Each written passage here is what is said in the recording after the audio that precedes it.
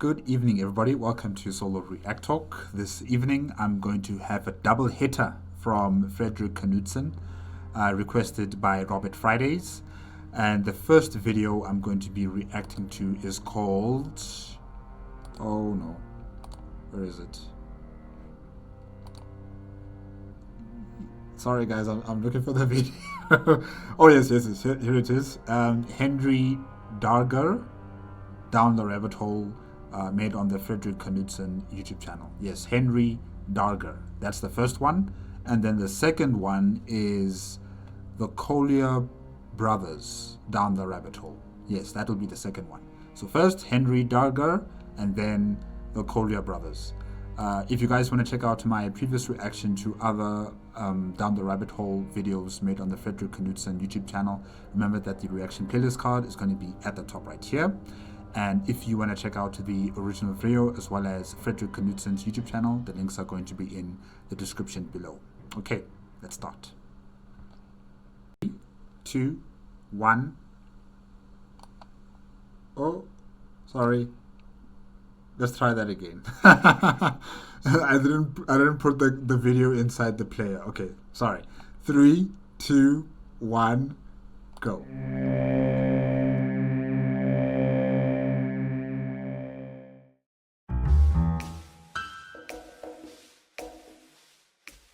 Of the outsider artists, there is perhaps none so well known as the reclusive Henry Darger. What do they mean by outsider artists? Why is he an outsider? Is there like a status quo on how artists should operate and he's outside of that? Interesting.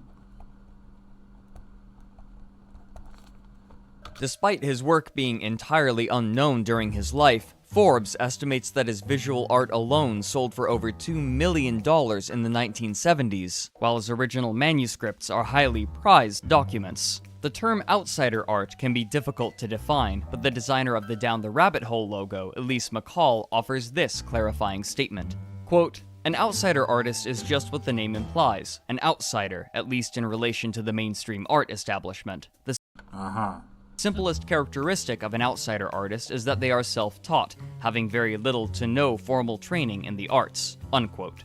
Despite his posthumous fame, only 4 photographs have ever been found of him, making him a distant, almost intangible figure, and even during his life, his acquaintances weren't certain how to pronounce his last name. So who was this man, and how did he create and hide such a sprawling body of work?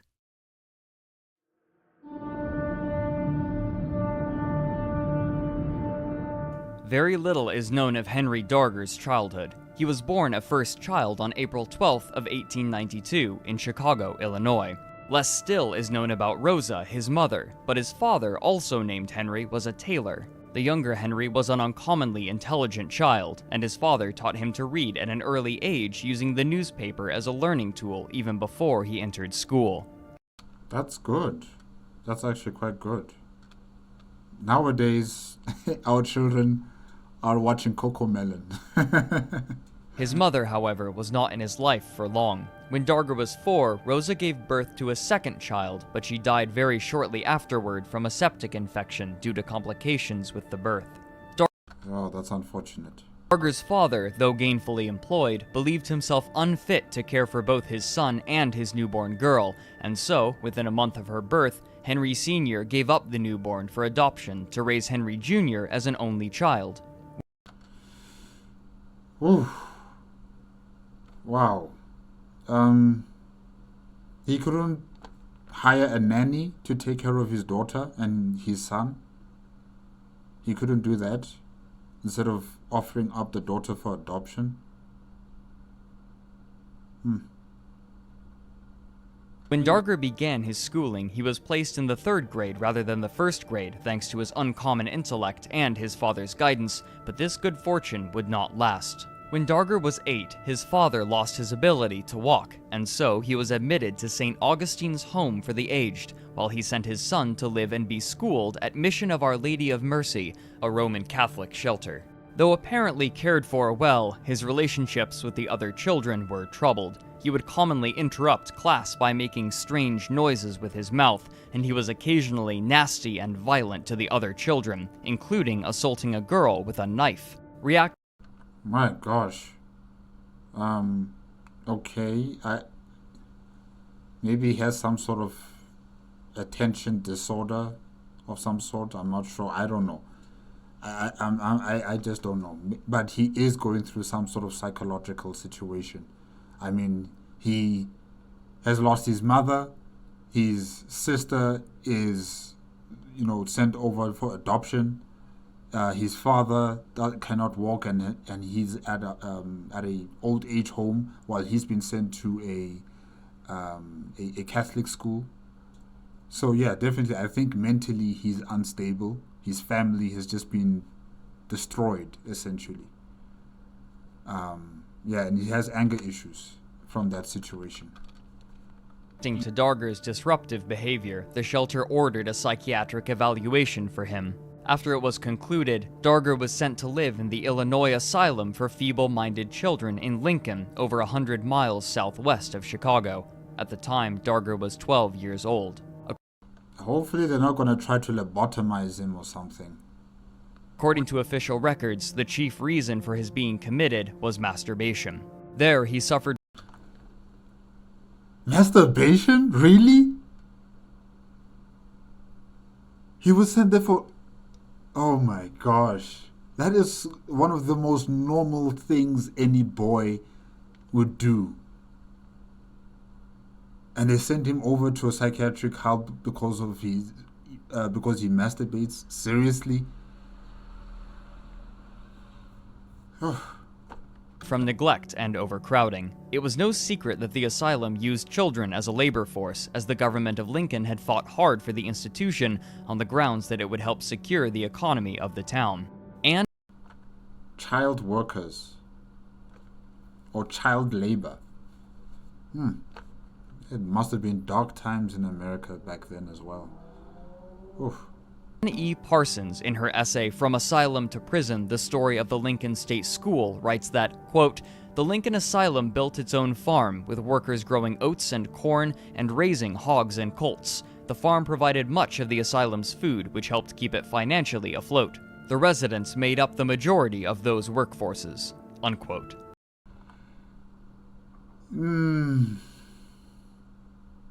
I can understand in terms of, everybody within this asylum working to have them survive in this institution, making food, preparing food, planting food, and preparing how to slaughter the food, or in terms of animals, to sustain themselves in this asylum. I can understand that. It's just that it is unfortunate that the state is not the one funding these asylum institutions.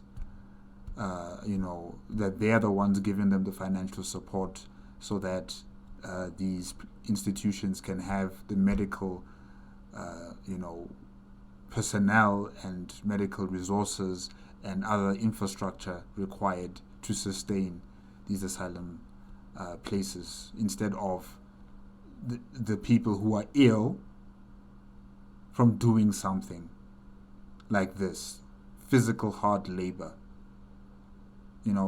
Yes, you could say that it might help these people who are mentally, who have mental issues, to focus on something else other than their mental situation, that they could, go out in the fields, appreciate the nature, farm on the land and enjoy the fruits of their labor. You could say that, but there are some that need careful attention, close attention to their mental state, and having them work on the fields, especially if they're young people, like young children. I just don't think that's the right thing to do. I really don't think that's the right thing to do. But I understand, in order for this place to survive, they're going to have to find ways to feed themselves. Because I don't think the state is giving them any money. Or if they are giving them money, it's not enough for each and every single person who lives in this place to, have a proper meal, to have proper shelter in terms of like a bed, clothing to sleep in, and blankets as well, and pillows. All the amenities required for this place to continue to work. So yeah, I don't know if the government is giving them support, but if they are out here farming for their own food, then clearly the government is not giving any support. Yeah. Darger himself was forced to work on the farm from early morning to evening, where violence from the taskmasters was encouraged to punish children for misbehaving. Only after some time would this abuse come to light. Darger, in his autobiography many years later, wrote about his experience there. Quote, "During the early summer of the 4th year, I made my first attempt to run away, but that farm's cowboy caught me in a cornfield, tied my hands together, and made me run back all the way on the rear of the horse." Unquote. Many scholars of Darger's work suggest that he was also the victim of sexual abuse at the hands of the asylum's employees, a possibility that would fall in line with occurrences at asylums during the early 1900s. Even so, in his... So, wow.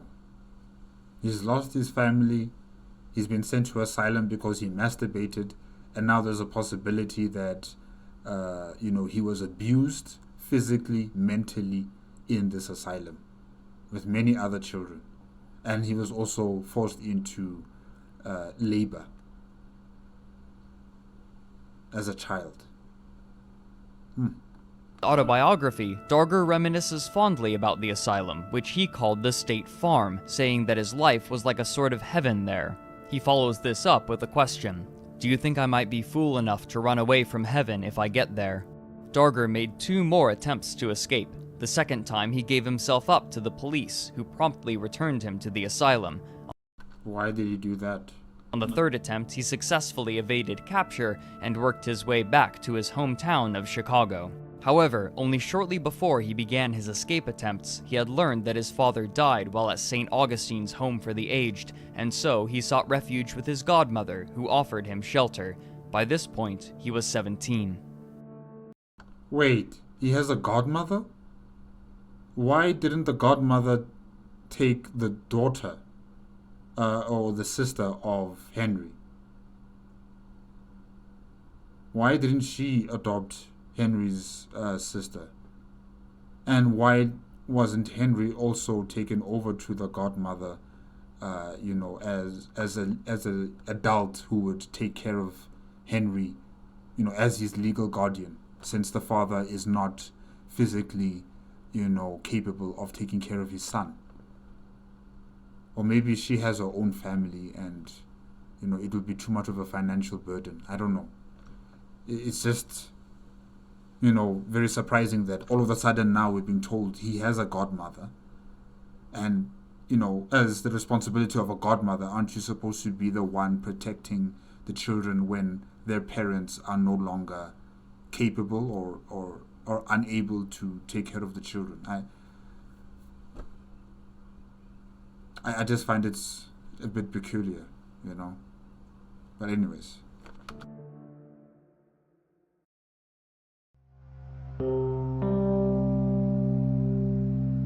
Henry Darger wasted no time finding employment. Soon after his return to Chicago, he was employed at St. Joseph's Hospital, where he worked as a janitor. The staff also allowed him to live on site, where he mostly kept to himself. Little is known about him during this period, but he did manage to find a friend in a man named William Schloeder, a Chicago resident who lived with his mother and sisters. As Darger's only friend, the two would spend significant time together at amusement parks and at Schloeder's home. While at the parks, Darger claims that he willfully, quote, did all the spending. Besides this, it seems that his time during this period was spent quietly working and living at the hospital, where he drew little attention and led a simple life, attending Mass at church daily.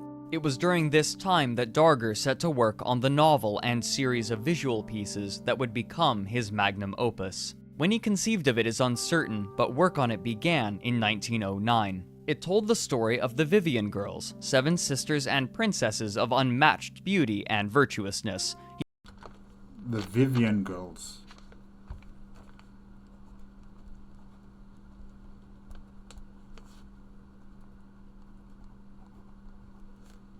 He describes them as, quote, always willing to do as they were told, keeping away from bad company and going to Mass and Holy Communion every day, and living the lives of little saints.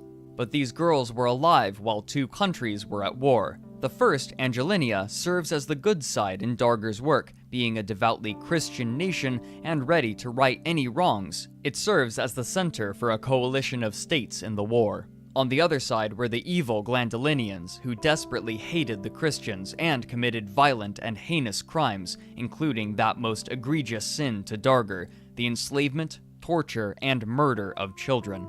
There were many. That kind of sounds something like what he's been experiencing at the Roman Catholic shelter.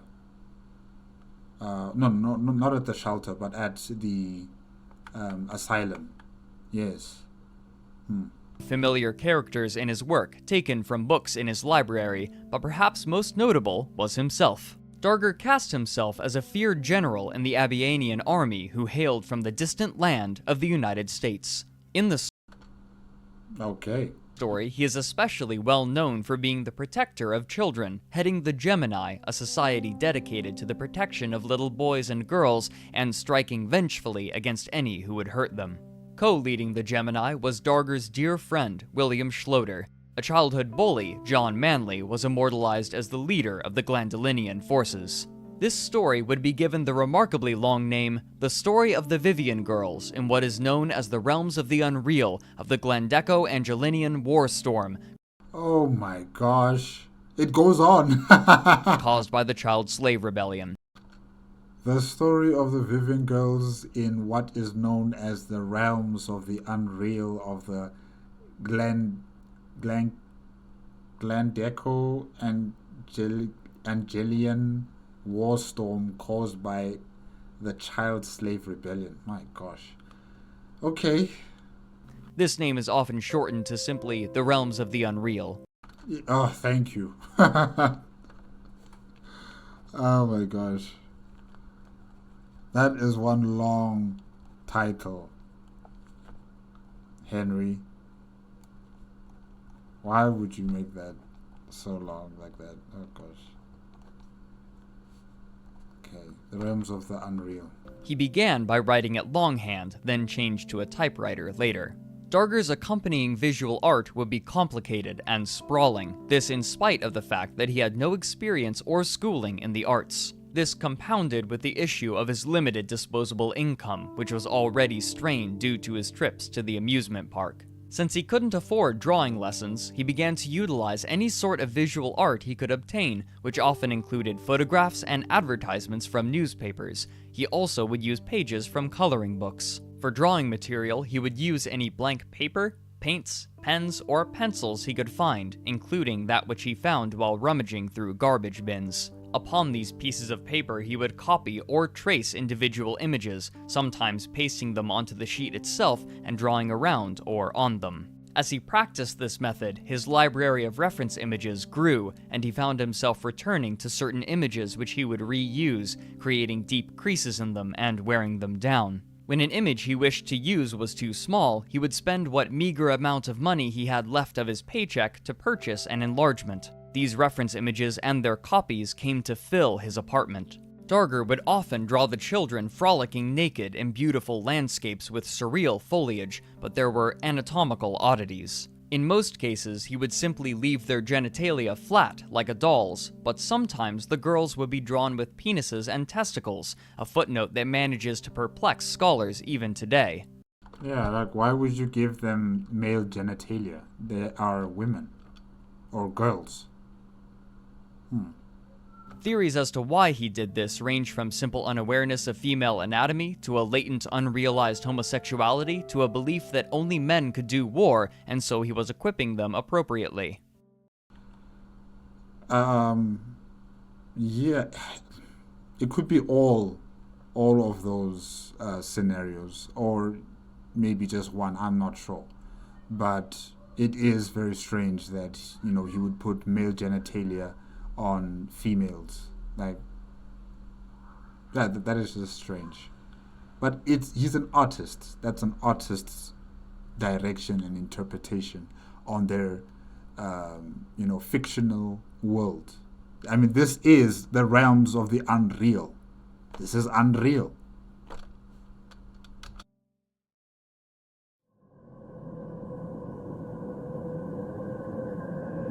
Of Darger's clippings, there was none that he treasured more than that of a girl named Elsie Parabeck, who was featured in the Chicago Daily News after her murder by suffocation in 1911.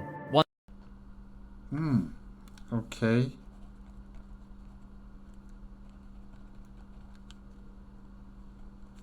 That picture looks scary. I don't know. Maybe because it's what's what I'm looking for? Like the color is just phasing out, but it makes it look very scary. Yeah. One day in the summer of 1912, Darger lost his copy of this photograph. Unable to rediscover it in the public archives of the library, Darger began frantically petitioning God for its return, going so far as to create a shrine in his apartment to which he prayed. When bargaining failed, he attempted threats, but in a peculiar way. If the clipping was not returned, then the war within the realms of the unreal would shift against the Christian nations. And yet, the clipping eluded him. Seeing no other option, he took his vengeance within his own narrative, turning his avatar against the Christian nation and to the side of the Glandolinians, soliloquizing that God had been too harsh on him and that he would bear it no longer. At one point, he threatened that he would cease writing the narrative altogether. Yeah, clearly the man is still not mentally okay. I mean, what is this? What is this? This period, however, coincided with the beginning of World War I, and approximately 8 years after he escaped the asylum, he was drafted into the army. Once again, he was sent away from his home, this time all the way to a camp in Texas. Of his time there, he wrote, "I would have, in a way, liked the army life, only I was forced to leave behind things I loved too much. That was almost unbearable." It's likely that his experience at the asylum, where he had learned not to talk back, served him well in the camp. However, he managed to get himself discharged due to bad eyesight, which he admits he exaggerated. His time at the camp served as an inspiration for his own war within the realms of the unreal, and when he returned, so too did the horrors wreaked upon the Christian nations and the children. A piece from the New York Times paraphrases Darger's writing.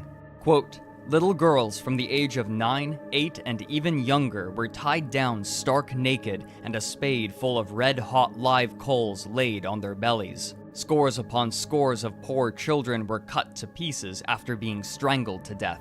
Children were forced to swallow the sliced fragments of dead children's hearts. Their protruding tongues were extracted." Unquote.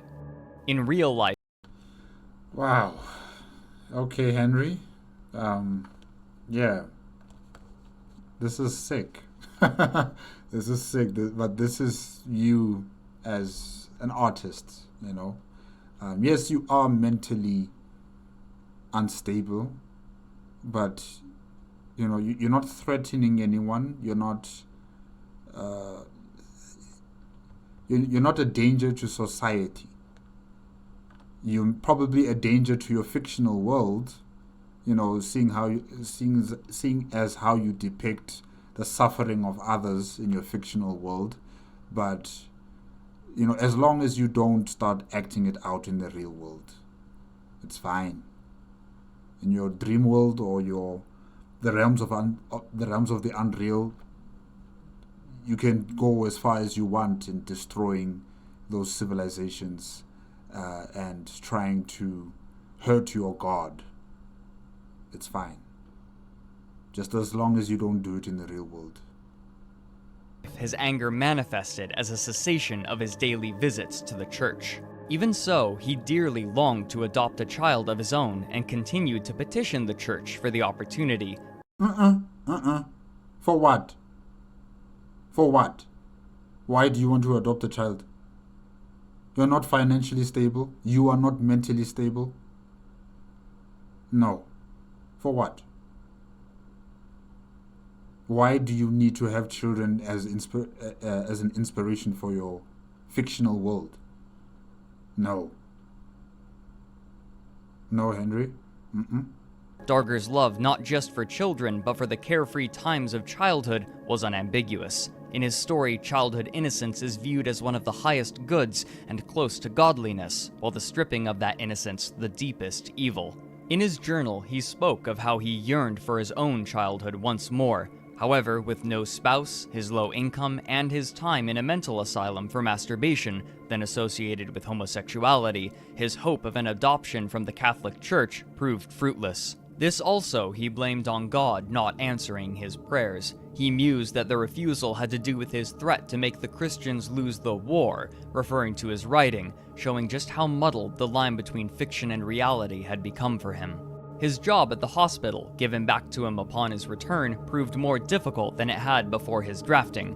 One nurse in particular, whom he named as Sister DePaul, would harass him during his workday over his janitorial performance, and Darger, not one to talk back, would quietly take the abuse. Sometimes she would even threaten to send him back to the asylum, though by this point he was far too old to return, but not even this could get a rise out of him. However, as soon as he returned to his room, he would begin long arguments where he would play as both himself and DePaul, where he always would come out the victor. In his room, he would also take on the voices of many other people, and later, neighbors spoke about how it sounded like a whole host of people were in his room, with many different dialects and registers. So what, like a multiple personality disorder of some sort? I don't know. It also just sounds like he's brainstorming, the different characters that exist in his fictional world, and also those that he knows in the real world. And, this is just how he deals with stress. Yeah.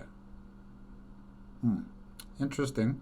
Despite these dramas, Darger's everyday life was surprising in how menial it was. He would do very little besides crafting the realms of the unreal, work at the hospital, and visit his friend, William Schloeder.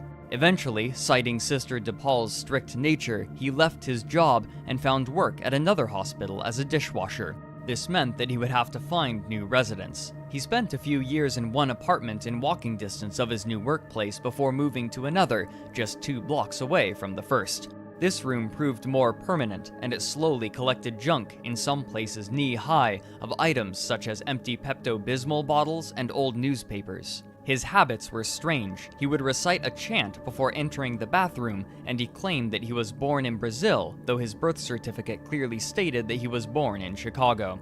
He had no visitors. Nobody would interrupt him as he wrote his work about the Vivian girls and their narrow escapes from the Glandolinians. Where's his friend, William Schroeder? Because it seems like he is descending further and further into his own fictional existence, that, the reality, or his reality, is now being shrouded and confused with his fictional desires. And it's just making him seem very lost and distant, and even where he stays, he's all alone. He has no one real to talk to. He has no one to share his thoughts with. And now he's bottling all of that up in his little apartment, and he's just going a bit crazy now. Then, one day, quite suddenly, Darger's hatred for God ceased.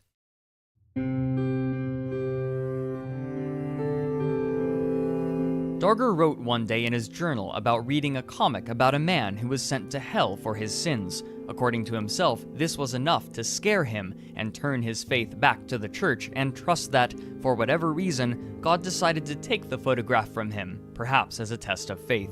To parallel this change in his temperament, his avatar within his story also returned to the faith, turning his allegiance back to the Christian forces to fight against the Glandolinians. Soon after, the story would be drawn to a close. Darger's completed works totaled approximately 15,000 pages, collected into 7 hand-bound volumes and 8 unbound volumes. Wow. The contents of the latter were not clearly ordered, and parts of the narrative were not given a place, making it difficult to discern where exactly they belonged, but this didn't seem to bother him. Perplexingly, there were I mean, his books were meant for him, and only he understands how the story begins, the middle of the story, and how the story ends. It was not meant for others to read. It was not meant for others to appreciate. This is his fictional world that he creates to help him, or that he enjoys. Since he's all alone, he doesn't really have anyone else to talk to. So he makes his fictional world in a way that he understands it. two endings written for the realms of the unreal, one where the Christian forces triumph, and another where they are defeated and John Manley reigns supreme. Each is written on a different side of the same sheet of paper. It's not clear exactly when he finished this work. But the completion of the realms of the unreal did not mark the end of his writing endeavors, which he continued in between working his menial hospital job. As the years went by, he would move between hospitals. In 1936, he was asked to leave Grant Hospital, whereupon he was rehired at St. Joseph's, where he had worked before. Then, in 1947, he moved to Alexian Brothers Hospital, again as a dishwasher, but when this task became too strenuous for his aging body, he was moved to the bandage room. Through the succeeding 2 decades, he worked quietly on a sequel to The Realms of the Unreal, entitled Further Adventures of the Vivian Girls in Chicago. Wow, Vivian Girls now are in Chicago. Okay.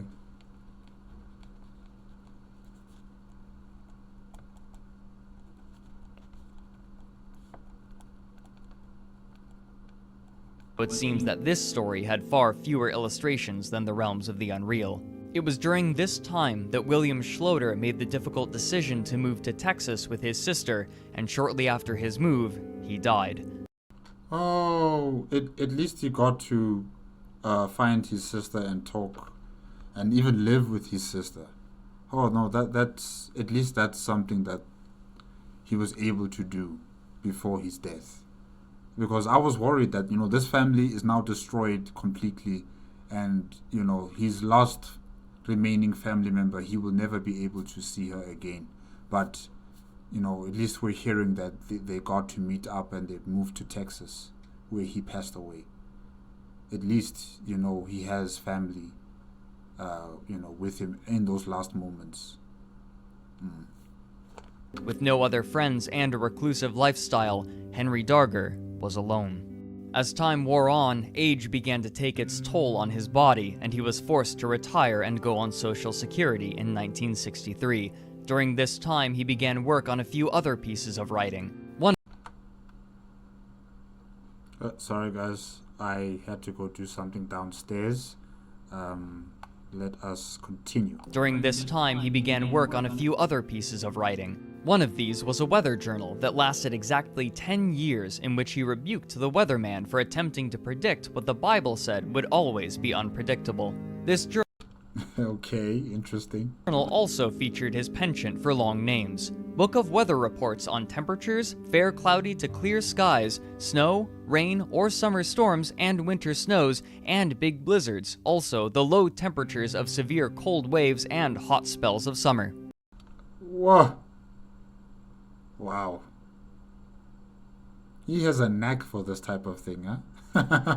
He also wrote of himself in a book titled The History of My Life, in which he spends 206 pages selectively chronicling his experiences. However, this suddenly shifts from autobiography to a 5,000-page fiction detailing a devastating account of a tornado named Sweetie Pie. Besides this, his life was abnormally quiet. With so much free time, he began to attend church far more frequently, sometimes 5 masses a day. Darger's neighbors, despite his reclusive lifestyle, seemed to pity him, and when interviewed about him, spoke of him with a generally positive tone. They often would help him how they could, and when he could no longer afford rent, the landlords cut his payments by a quarter so he could continue living there. Wow. Hey, he was lucky to have a landlord so kind and understanding and patient with him. Huh.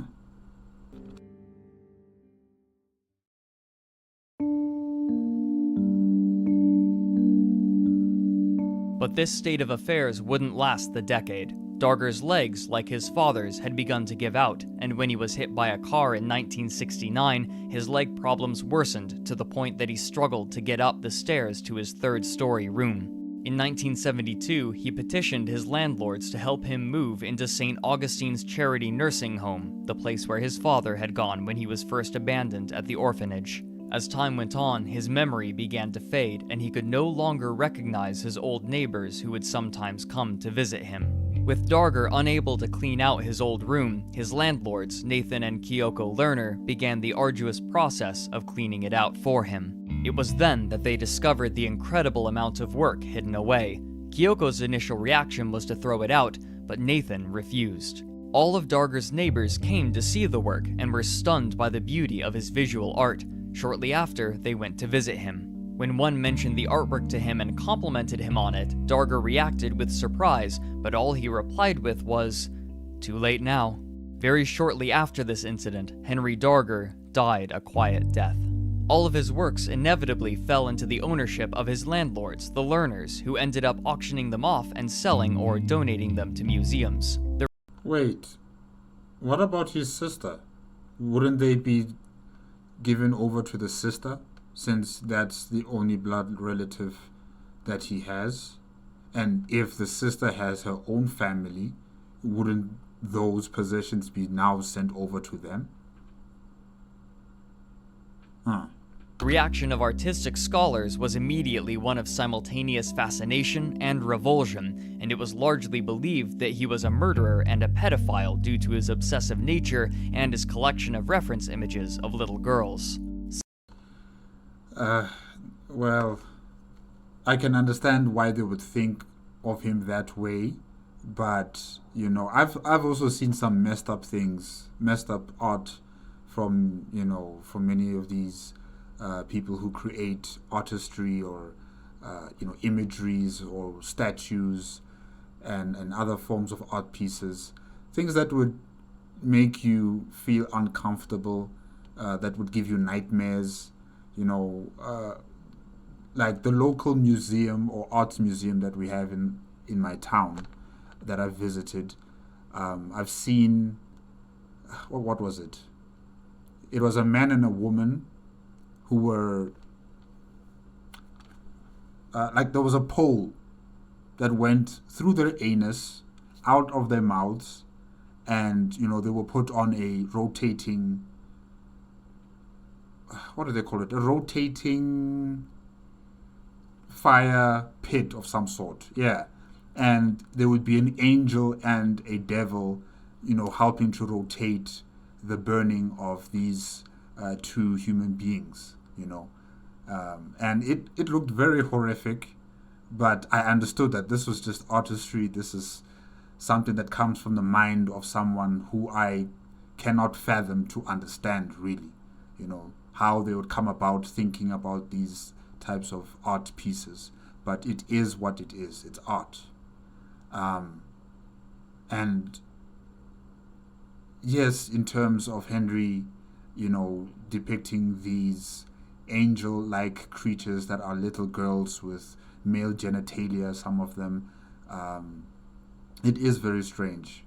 But, this is just the mind of an artist. And from his experiences, from what he thinks, from how he operates, from what he believes in, it all amalgamates and combines into this understanding of this fictional world that he has created. And that's what it is. But yet I understand how some people might think that, okay, no, this guy was a pedophile. He probably was a murderer because of the way these images are so,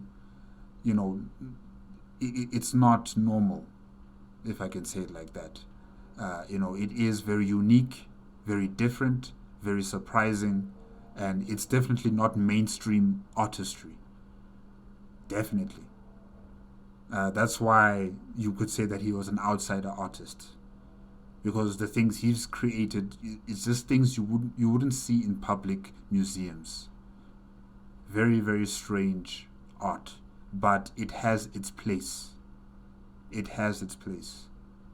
If people see value in it, if people try to understand it, it has its place. And we can't say because, it looks disturbing that, this person or the artist who made it was probably a murderer or a rapist or a pedophile. We can't just say that.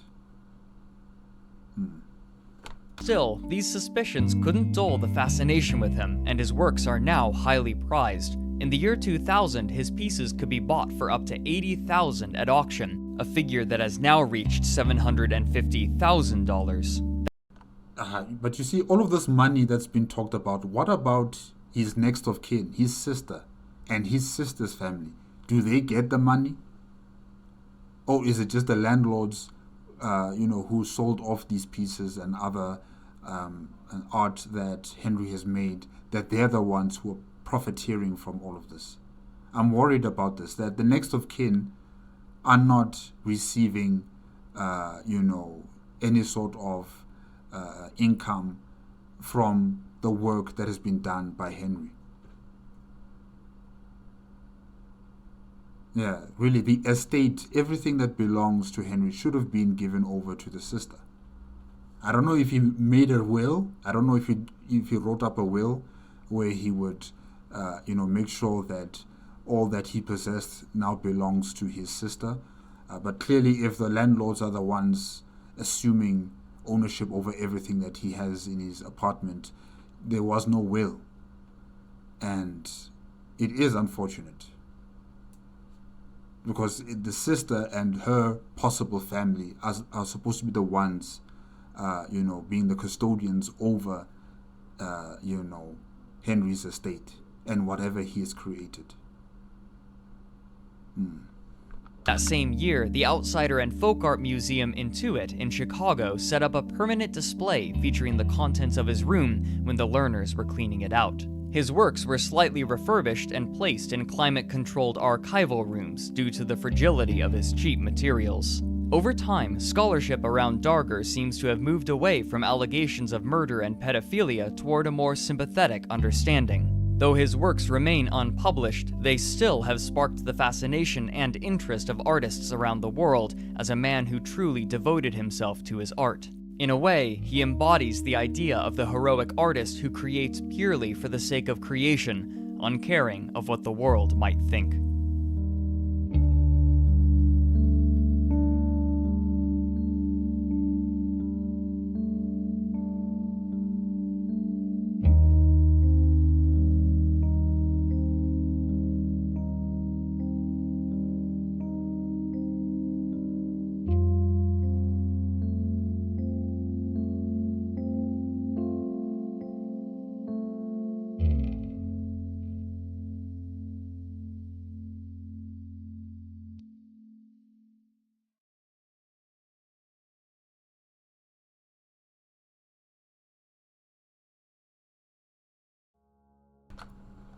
Alright guys, that is it with Henry Darger, Down the Rabbit Hole, made on the Fredrik Kunudsen YouTube channel, and it was requested by Robert Fridays. Henry had a very troubled past, in terms of his family.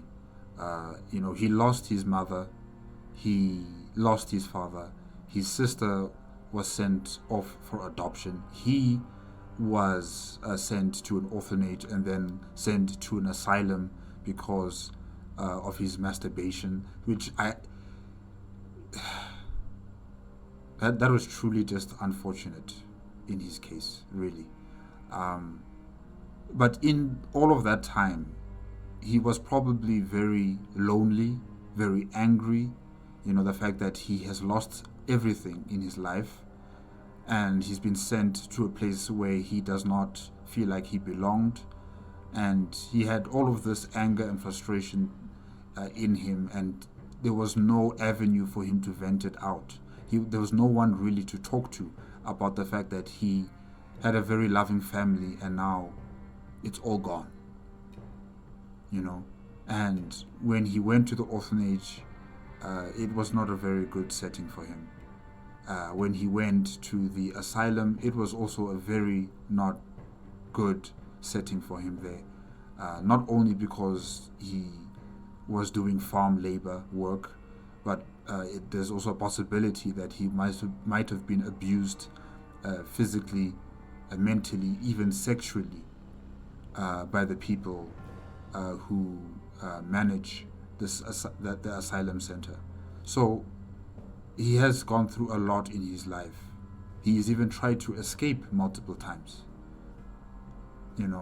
and after all of that, and with the help of his godmother, he was being able to find work and feed himself, and also have a friend.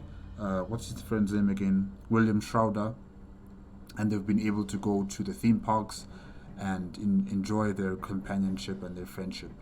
And his escape from the pain and the loss that he's been feeling is his fictional worlds that he's been creating, is the artistry that he has been creating. Yes, it is very strange, how he depicts many of the girls, and the fact that some of them have got male genitalia, or how the stories in his fictional world, how they are organized, and the background story behind it all, and how he also inserts himself into these fictional worlds. It is part of his escape. It is a part of him trying to cope with the reality that he lives in. And unfortunately, this fictional world began to consume his own mental stability. He needed more inspiration to add to his fictional world. He lost an image of a girl called Elsie, and he went into a very unstable period in his life where he was blaming God, and he wanted to exact revenge in his fictional world, and also how he yearned for a family. He yearned to give happiness, to a child that he believed that all children would deserve. A happiness, a family, a home to have, and that was something that was robbed of him. And he wanted that same sort of goal to be given to a new child. And I'm saying that mentally, he is not ready to be a father. He is not ready to be a father. Financially, he cannot support a child. He already has struggling issues in terms of funding his fun time with his friend at the theme parks.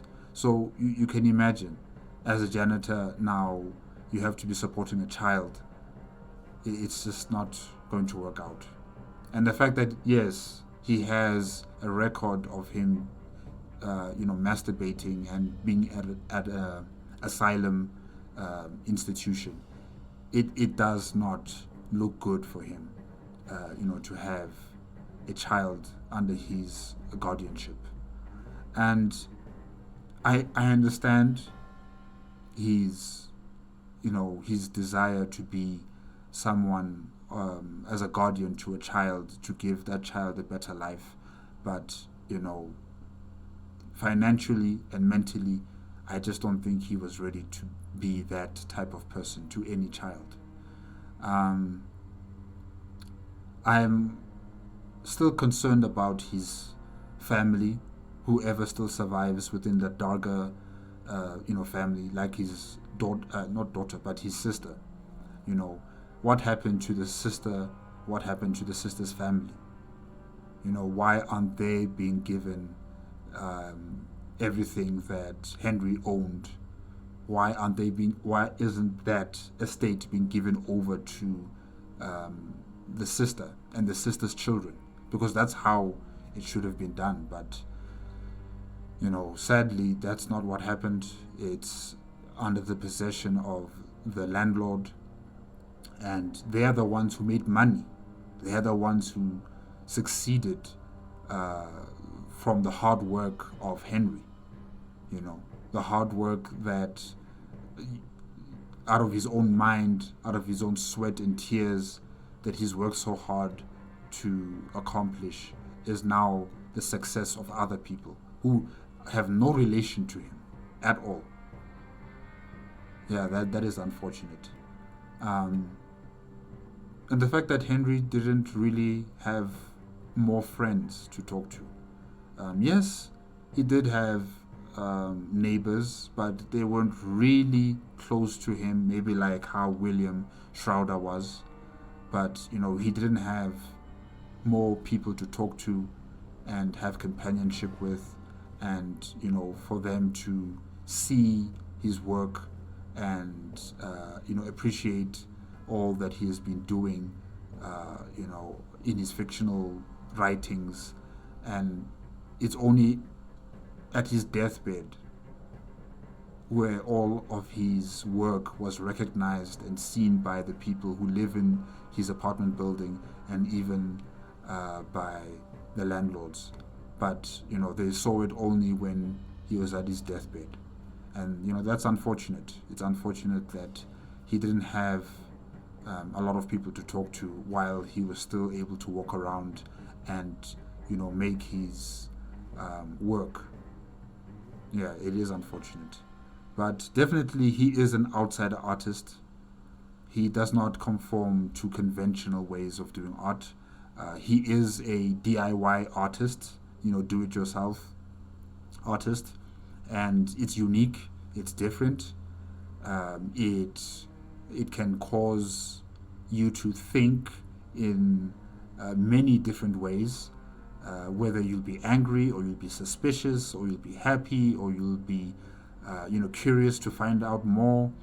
And that's good. As an artist, I think you would want those who witness your creations to be in awe and wonder, or in disgust, and in questioning, why did you take this path in creating your art. You don't want people just to look at it and then they walk away, like, oh no, that's nice, then they just walk away from your art.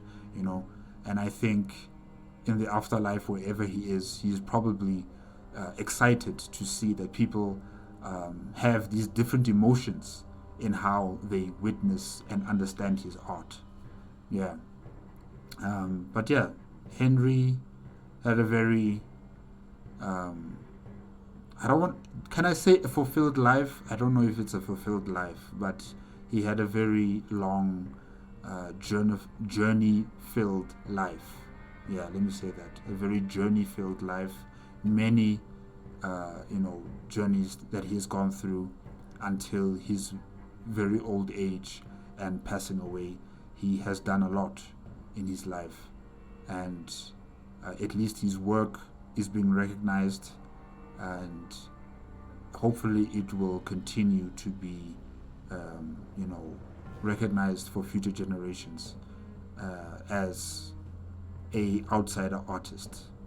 Yeah, interesting video, very interesting video.